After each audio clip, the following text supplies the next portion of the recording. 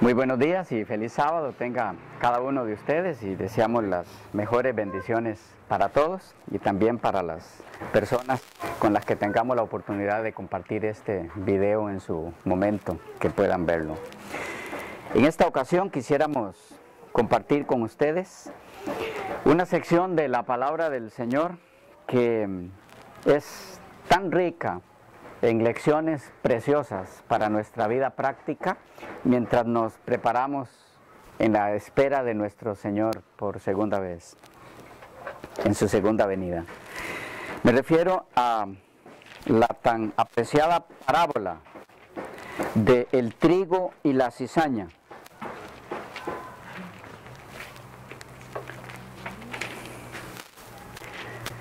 En el Evangelio según Mateo, el capítulo 13, Mateo capítulo 13, versículos 24 en adelante, hasta el 30. Nuestro título para el estudio de esta ocasión: lecciones, o más bien preguntas y respuestas sobre la parábola del trigo y la cizaña. Para los que les gusta anotar allí los títulos de los temas, preguntas y respuestas sobre la parábola del trigo y la cizaña. Vamos a proceder de esta forma hoy. Vamos a leer la parábola. Después de leer la parábola vamos a leer la explicación que nuestro Señor dio acerca de la parábola. Y después de eso vamos a hacer algunas preguntas sueltas con sus respectivas respuestas en relación a esta parábola, porque es el enfoque que quisiéramos darle. Preguntas y respuestas sobre la parábola del trigo y la cizaña. Bien, leamos primero Mateo 13, versículos 24 en adelante. Les refirió otra parábola diciendo: el reino de los cielos es semejante a un hombre que sembró buena semilla en su campo. Pero mientras dormían los hombres, vino su enemigo y sembró cizaña entre el trigo y se fue. Y cuando salió la hierba y dio fruto, entonces apareció también la cizaña. Vinieron entonces los siervos del padre de familia y le dijeron: Señor, ¿no sembraste buena semilla en tu campo? ¿De dónde pues tienes cizaña? Él les dijo: un enemigo ha hecho esto. Y los siervos le dijeron: ¿quieres pues que vayamos y la arranquemos? Y él les dijo: no sea que al arrancar la cizaña arranquéis también con ella el trigo. Dejad crecer juntamente lo uno con lo otro hasta la siega. Y al tiempo de la siega, yo diré a los segadores: recoged primero la cizaña y atadla en manojos para quemarla, pero recoged el trigo en mi granero. Versículos 36 en adelante. Entonces, despedida la gente, entró Jesús en la casa. Y acercándose a él sus discípulos le dijeron: explícanos la parábola de la cizaña del campo. Respondiendo él les dijo: el que siembra la buena semilla es el Hijo del Hombre. El campo es el mundo. La buena semilla son los hijos del reino y la cizaña son los hijos del malo. El enemigo que la sembró es el diablo. La siega es el fin del siglo y los segadores son los ángeles. De manera que como se arranca la cizaña y se quema en el fuego, así será en el fin de este siglo. Enviará el Hijo del Hombre a sus ángeles y recogerán de su reino a todos los que sirven de tropiezo y a los que hacen iniquidad, y los echarán en el horno de fuego. Allí será el lloro y el crujir de dientes. Entonces los justos resplandecerán como el sol en el reino de su Padre. El que tiene oídos para oír, oiga. Bien, ¿qué tenemos aquí?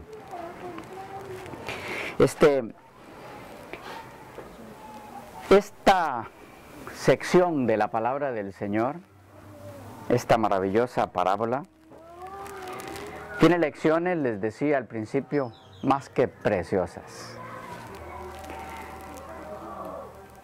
Lecciones prácticas tan profundas, tan necesarias de entender y practicar para estar listos para cuando el Señor recoja a su pueblo. Pero precisamente por ser tan rica en contenido, por tener tantas lecciones preciosas para nosotros, y el enemigo no ignora eso, ha hecho de esta sección, a través de algunas exposiciones o explicaciones sobre ellas,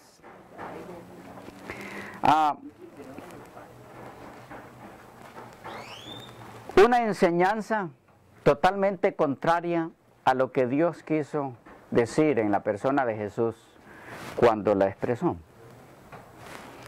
Digo, algunas personas que exponen la Biblia han hecho de esta parábola ocasión para distorsionar la palabra de Dios. Y yo quisiera animarles a que podamos en esta ocasión descubrir en dónde esta parábola ha sido distorsionada por algunas personas para enseñar cosas que no enseñan, sino precisamente enseñar todo lo contrario a lo que la parábola quiere decir.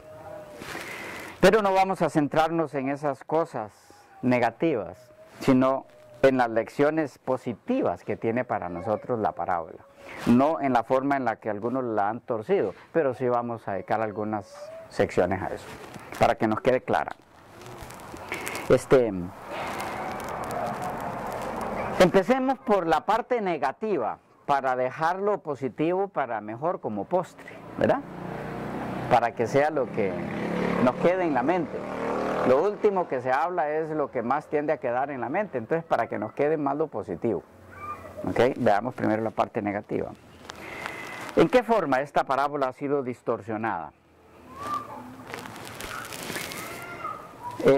Posiblemente a muchos de ustedes, como a este servidor, se le haya expresado, y también ustedes hayan leído, que la separación del trigo y la cizaña es cuando Cristo venga. ¿Ya?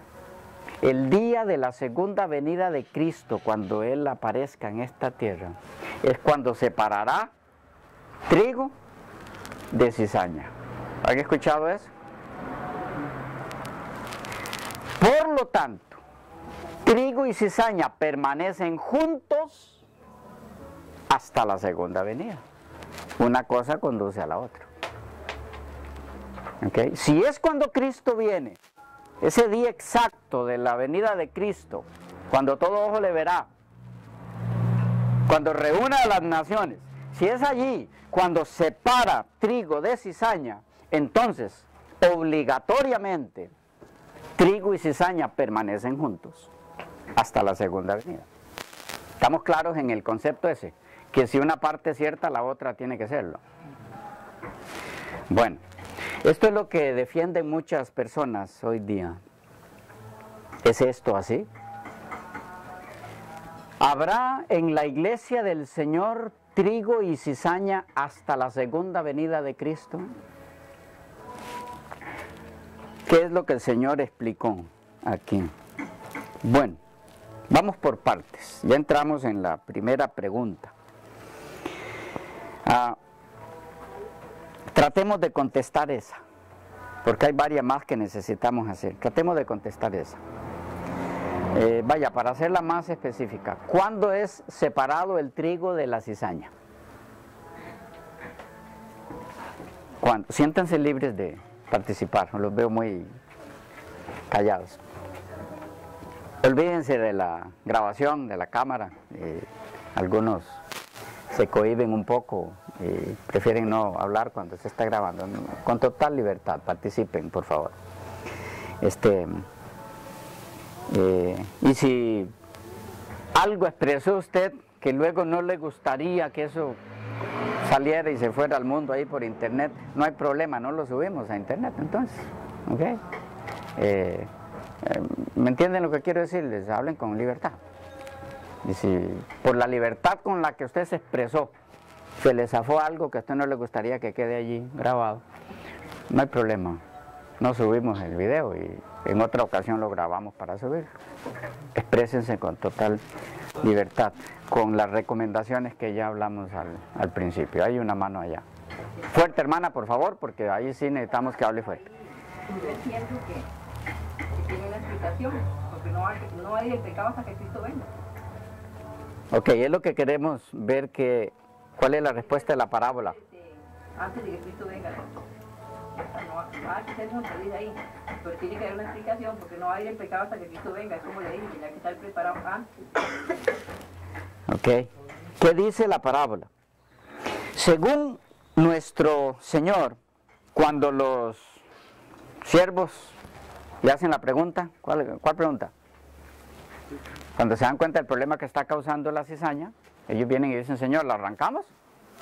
Y él dice, no, déjenla. Hasta, ese hasta es el que necesitamos contestar en primer lugar. ¿Y cuándo es ese?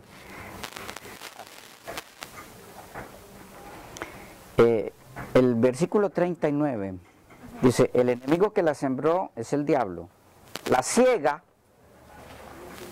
es el fin del siglo. Y los segadores son los ángeles. Bueno, hay varias preguntas aquí que ir contestando. ¿Cuándo es que se separa trigo de cizaña? ¿Quién separa trigo de cizaña? Es otra que necesitamos contestar. ¿Ok? Otra que necesitamos contestar es, ¿qué es lo que produce cizaña? ¿Qué es lo que hace que nazca cizaña en el campo? Pero vamos por la primera. Dice allí que cuando debe ser arrancada la cizaña, ¿es cuándo? ¿En qué momento? La siega. En la siega. ¿Cuándo es la siega? Fin del siglo. Fin del siglo. El fin del siglo. ¿Y cuándo es eso? Ya.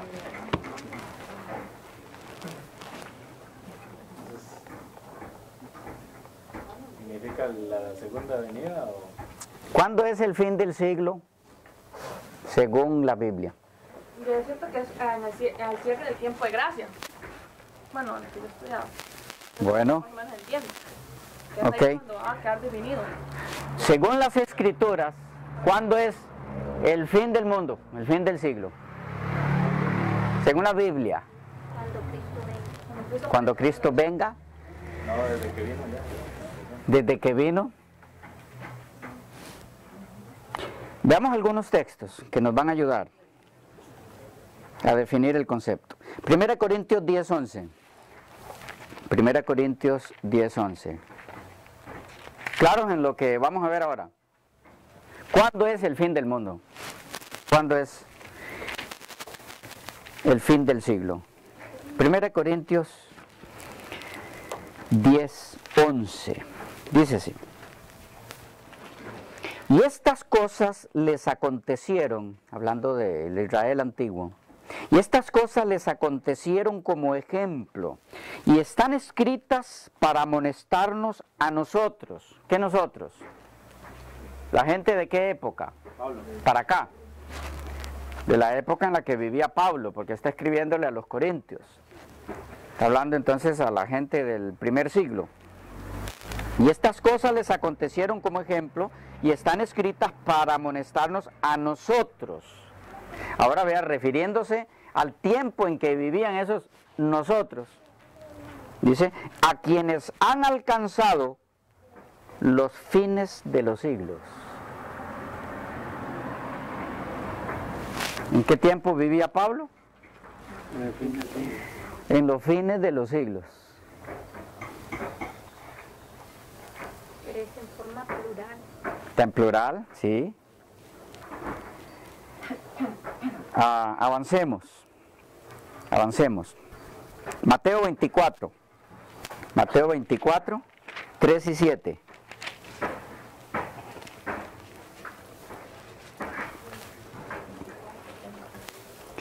Y estando él sentado en el monte de los olivos, los discípulos se le acercaron aparte diciendo, dinos, ¿cuándo serán estas cosas y qué señal habrá de tu venida y del fin del siglo?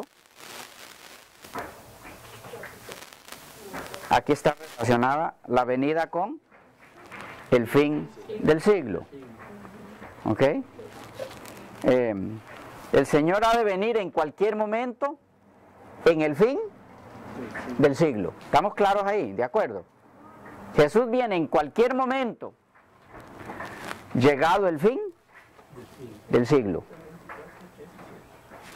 Ahí está relacionada en ese último que leímos, la venida de Cristo, la segunda, con el fin del siglo.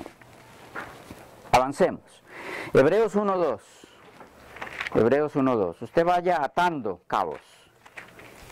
Hebreos 1:2. Atando conceptos.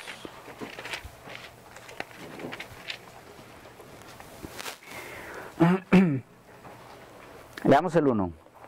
Dios, habiendo hablado muchas veces y de muchas maneras, en otro tiempo, a los padres, por los profetas, ¿qué tiempo? Antes de Cristo. ¿Ok? Tiempo de los profetas, los padres, los patriarcas. Dios, habiendo hablado muchas veces y de otra manera en otro tiempo a los padres por los profetas, en estos postreros días nos ha hablado por el Hijo, a quien constituyó heredero de todo y por quien asimismo hizo el universo. En estos postreros días nos ha hablado por el Hijo. ¿Cuáles son los postreros días? ¿Cuándo habló quién? El Hijo. ¿Cuándo habló Jesús? Es decir, Él habló desde siempre, Él le habló a los profetas, pero aquí está hablando de cuando se encarnó, cuando vino en persona a hablar en el nombre del Padre, como su representante. ¿Ok? Él fue el que dividió la historia. Antes de Cristo, después de Cristo. Entonces, pero ¿cómo llama la época en la que Jesús estuvo en este mundo? Postreros días, finales días, fin del siglo, fin de los siglos, es lo mismo. Ajá. En la agricultura hay algo que se sembraba antes, arroz, cuando la tierra era muy buena aquí, se llamaba la postrera, la última cosecha que daba. Cortaban el arroz, el tronco volvía a guiar, se llamaban postrera, lo último que daba. Así es. Según los autores del Nuevo Testamento, el fin del mundo da inicio cuando Cristo vino en su primera venida.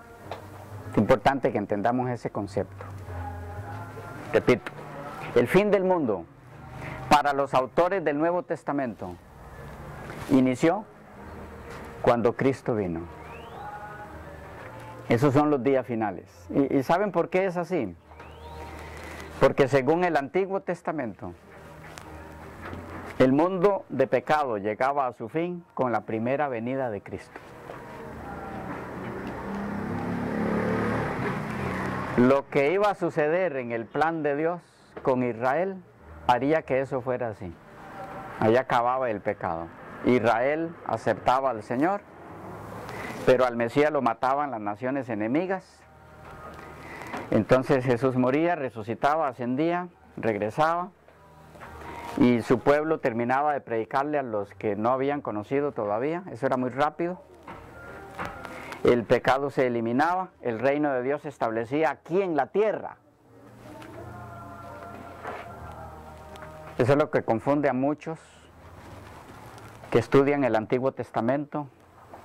Hablo de hermanos evangélicos, hablo del círculo de los testigos de Jehová, al aplicar profecías del Antiguo Testamento, donde se apuntaba a que el reino de Dios se establecía aquí en la tierra. Entonces vienen y aplican esos textos ahora al milenio, a Apocalipsis 20, que es un enfoque totalmente distinto a lo planeado en el Antiguo Testamento, aunque ya había sus vislumbres en el Antiguo Testamento sobre lo que en verdad iba a suceder, porque a Dios no le toma nada por sorpresa, Él no aprende, Él lo sabe todo.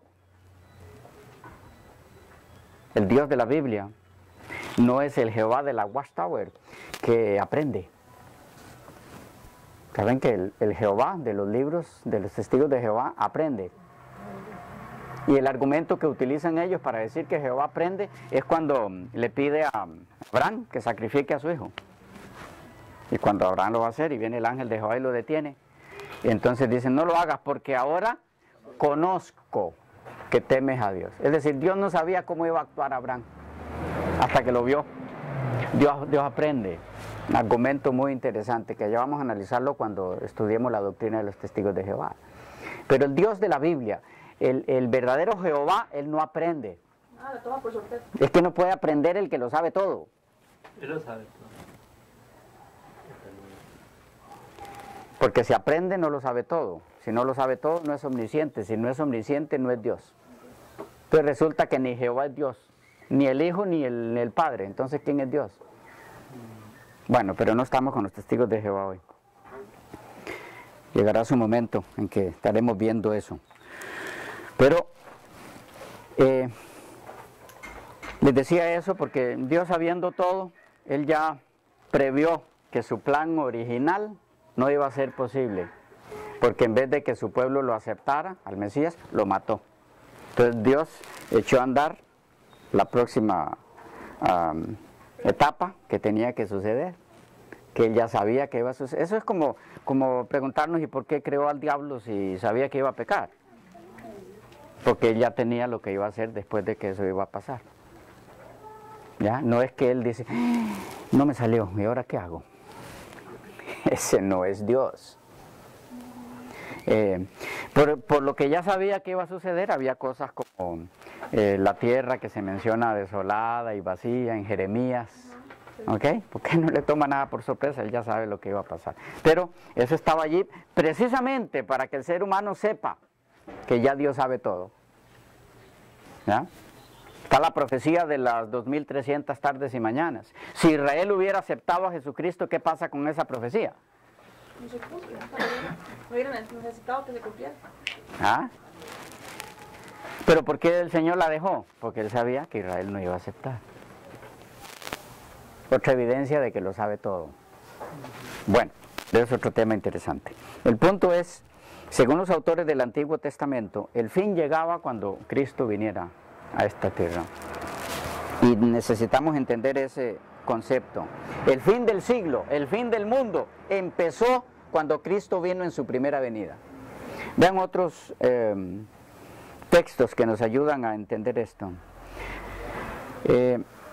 Segunda Timoteo 3:1. Segunda Timoteo 3:1. También debes saber esto, que en los postreros días vendrán tiempos peligrosos, porque habrá hombres amadores de sí mismos, avaros, vanagloriosos, etcétera, etcétera. Pablo está hablando de su época, pero lo llama postreros días. Es decir, no se extrañen de lo que están viendo suceder. Eso estaba profetizado para los postreros días. 1 Corintios 4:9. 1 Corintios 4:9.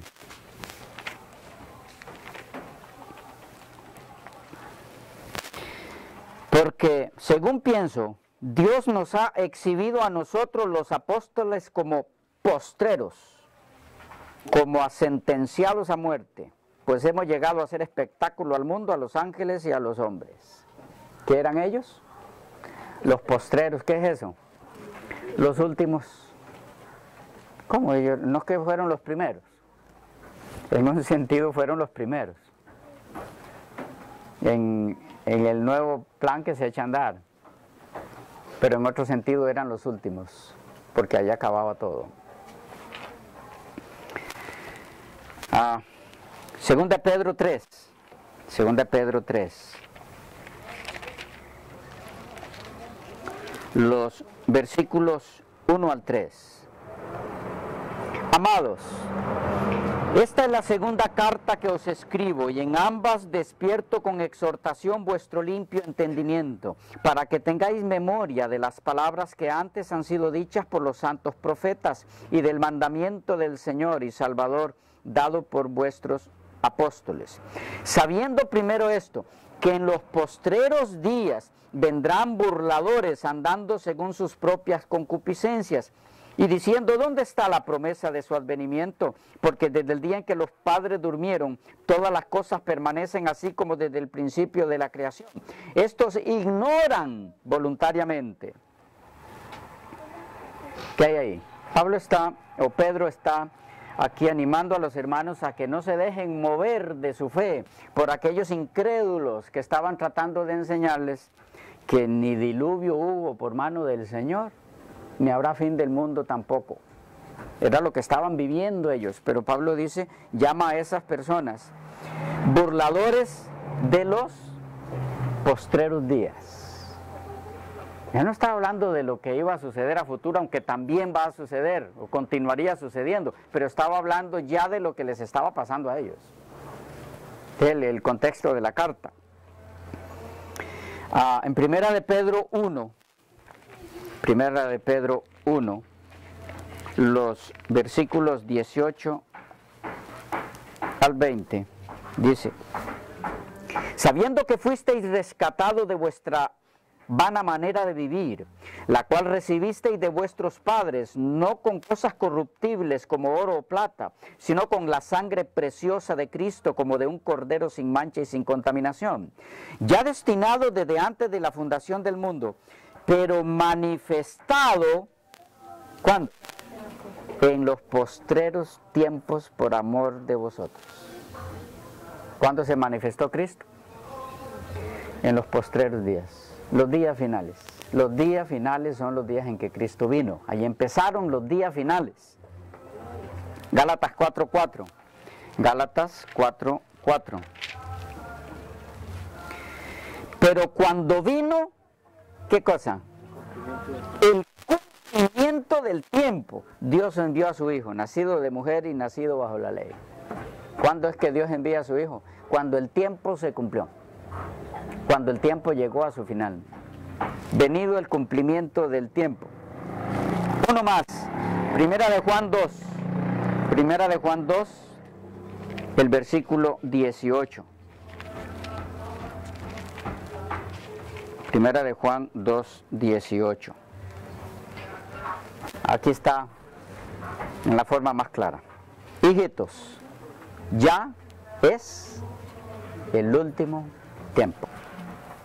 Y según vosotros oísteis que el anticristo viene, así ahora han surgido muchos anticristos. Por esto conocemos que es el último tiempo. En tiempos de Juan, no había terminado el primer siglo. Y dice Juan, ya llegó el último tiempo.